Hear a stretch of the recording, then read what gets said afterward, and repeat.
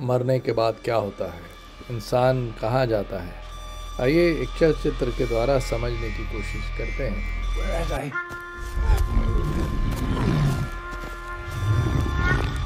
The lion is chasing me! No. No. No. The old man. He now freezes on his bed. His eyes dart left and right.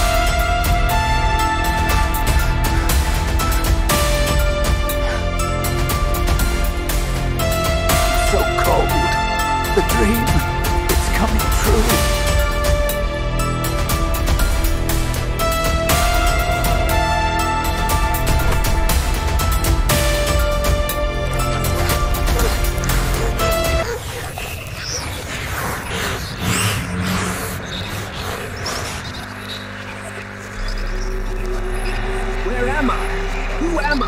I was human. How did I become a rabbit?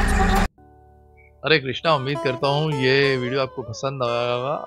इस video में हमने दिखाने की कोशिश करी है एक बूढ़ा व्यक्ति जो अपने मृत चिया पे है, जो मरते वक्त उसके अंदर भाव आते हैं, वो भाव कैसे उसको अगला जन्म देते हैं।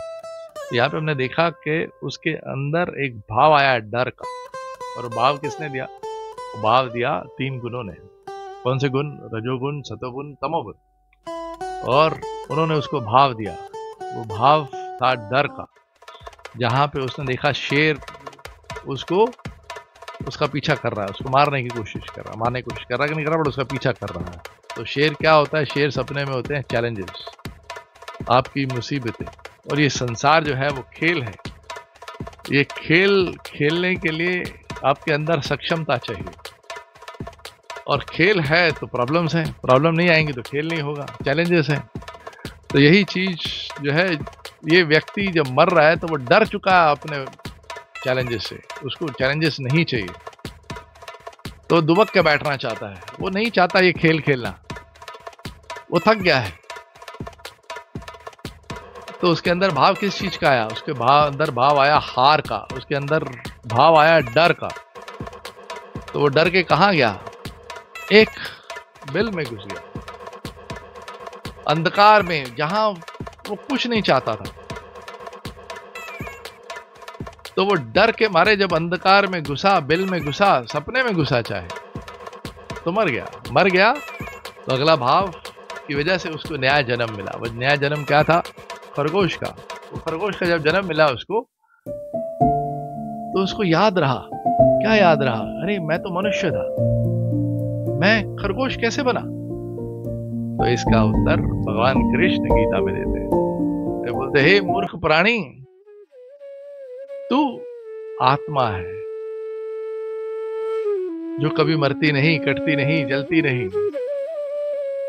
डूबती भी नहीं, जो सदैव के लिए है, अमर है। जो तेरा शरीर है वो तो मात्र वस्त्र है, और जब वस्त्र पुराना हो जाता है तो उसको उतार के फेंकना पड़ता है। जब खराब हो जाता है तो उसको उतार के फेंकना पड़ता है। और जो नया वस्त्र है वो तुम खुद चुनते हो अपने भावों से। तो नया वस्त्र अगर तुमको अच्छा चाहिए, जिसको पहन के तुमको खुशी मिले, तो तुम अपने भाव अच्छे रखो। अच्छा भाव रखोगे तो अच्छा वस्त्र मिलेगा, अच्छा जीवन मिलेगा। अगर डर के बिल में दुबक के बैठ जाओगे तो फिर वैसा ही वस्त्र मिलेगा। तो वही जो शरीर है, ये एक कंप्यूटराइज सिस्टम के द्वारा कंट्रोल्ड है, इसलिए भाव अच्छे रखो। तो भगवान ने कहा ये गीता में। तो ये मनगढ़ंत बातें मैं नहीं कर रहा हूं। तो इस चीज को हम प्रूफ करेंगे कैसे। भगवान ने अध्याय 2 श्लोक नंबर 12 में कहा, न तू एवं अहम जातु नासम, ना त्वं ने जनाधिपा, ना च एव ना भविष्य महा सर्वे व्यम अतः परम।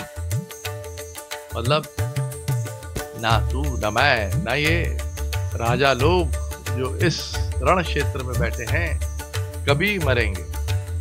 ये सब अभी और भविष्य में हमेशा रहेंगे। ये आत्मा है और कभी मर नहीं सकती, कट नहीं सकती, जल नहीं सकती, डूब नहीं सकती। तो जब तुम ये समझ जाओगे तो तुम खुशी प्राप्त कर पाओगे। फिर वो बोलते हैं अध्याय 8 श्लोक नंबर 6 में, यम यम वापि स्मरण भावम त्यजन्ते कलेवरम तम तम एवति कौन्ते सदा तद भाव भाविता। अर्थात मरते वक्त, शरीर को छोड़ते वक्त जो तुम्हारे पास भाव रहेगा वही भाव तुमको अगला शरीर प्रदान करेगा। तो उम्मीद करता हूं ये वीडियो आपको पसंद आया होगा और ये ज्ञान सरल लगा होगा, आसानी से समझ में आया होगा। तो कोशिश मेरी ये रही, अभी किसी को समझ में आया होगा, किसी को नहीं समझ में आया होगा, तो कोशिश करिए समझने की। जिसको समझ में आ गया बहुत अच्छा, नहीं समझ में आया तो आप हमसे प्रश्न पूछ सकते हैं कमेंट्स में। और हमारी किताब का पहला चैप्टर भी वही है कि जो आप चाहते हो आपको वही मिलता है, मगर जो आपकी चाहत है वो आपका बंधन भी है। अगर आप मरते वक्त कोई चाहत ना रखो, कोई डर ना रखो, कोई अहंकार ना रखो, सिर्फ प्रभु का ध्यान रखो, तो आपको प्रभु मिलते हैं। ये प्रकृति आपको वही देती है जो आप चाहते हो, और आपकी चाहत ही आपका बंधन है। यूरोप में क्या बोलते हैं? Law of manifestation.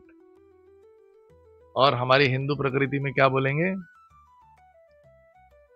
नियम बंधन का। ये चाहत से पीछे हटो, सिर्फ कर्म करो जो आपका दायित्व है और कुछ नहीं। चलिए एनीवे, तो उम्मीद करता हूं ये पसंद आया होगा। अगर पसंद आया तो शेयर करिए, कमेंट करिए और सब्सक्राइब करिए। और शेयर करेंगे तो आपका भगवान भला करेगा, ये 100% है। इसलिए नहीं बोल रहा क्योंकि मैं वीडियो बना रहा हूं, वो इसके लिए बोल रहा हूं क्योंकि भगवान ने खुद बोला है, या इदम परमम गुहम मदभक्ता विदस्यति भक्तिमयी परम कृत्वा मामेवा एष्यसि असंशयः। मतलब वो भक्त जो मेरा ये ज्ञान, गूढ़ ज्ञान मेरे बाकी भक्तों के साथ साझा करता है, वो मेरा परम भक्त होता है और वो मेरे पास में आता है। इसमें कोई भी संशय नहीं है, कोई डाउट नहीं है। तो मैंने तो अपना दायित्व पूरा किया आज के लिए, तो आप अपना दायित्व भक्ति का, भगवान के प्रिय होने का कर सकते हैं पूरा, ये वीडियो को शेयर करके। धन्यवाद। हरे कृष्णा हरे कृष्णा, हरि ओम तत्सत।